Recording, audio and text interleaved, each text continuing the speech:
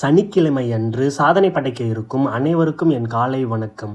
இன்றைக்கி என்னோட 100 days பாடி transformation சேலஞ்சில் நாள் 8. நண்பர்களே, நான் உங்களுக்கு ஒன்று சொல்கிறேன். நம்ம நிறைய பேத்துக்கு ஏதாவது ஒன்று அச்சீவ் பண்ணணும், ஏதாவது ஒன்று சாதிக்கணும் அப்படிங்கிற ஆசை இருக்கும். பட் அதுக்கான டைம் ரொம்ப அதிகமாக இருக்கும். அதனாலேயே நம்ம பாதி பேர் அதை அச்சீவ் பண்ணுறதே இல்லை. நான் உங்களுக்கு ஒரு ஐடியா சொல்கிறேன். அதாவது இப்போ நம்ம ஏதாவது ஒரு கோலை அச்சீவ் பண்ணுறோம் அப்படின்னா அந்த கோலை அச்சீவ் பண்ணுற பாதையிலேயே நம்ம வச்சுக்கிட்டு இருக்கணும்.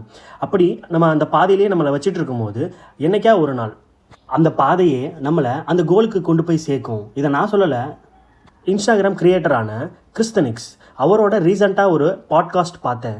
அதை பார்த்து மோட்டிவேட் ஆகி தான் இந்த 100 days சேலஞ்சை நான் பண்ணிகிட்ருக்கிறேன். வெற்றிகரமாக 2.5 kilometers ரன்னிங்கை முடிச்சுட்டு வீட்டுக்கு வந்துட்டேன். டெய்லி இந்த மரத்துலேருந்து ஒரு பூவை பறித்து போட்டால் தான் மனசு கொஞ்சம் நிம்மதியாக இருக்குது. ரன்னிங் ஓடுறதுனால நம்மளுக்கு weight loss and fat loss நடக்கும். பட் ஒரு ஆஸ்தட்டிக்கான பாடியை பில்ட் பண்ணுறதுக்கு நமக்கு மசில் ஸ்ட்ரென்தனிங் அப்படிங்கிறது ரொம்ப ரொம்ப முக்கியம். அதனால் ஒரு 4 வேரியேஷன் ஆஃப் டம்பிள் ஒர்க் அவுட்டை முடிச்சுட்டு 20 புஷ்அப்பை போட்டு நாக்கு தள்ளி உட்காந்த கதை தான் இது. இன்றைக்கி கொஞ்சம் ஓவராக தான் போயிட்டோமோ அப்படின்னு நினச்சிட்டு நேற்று எங்கள் சித்தியை பார்க்க போயிருந்தோம். அவங்க பழக்கடை வச்சுருக்கிறாங்க.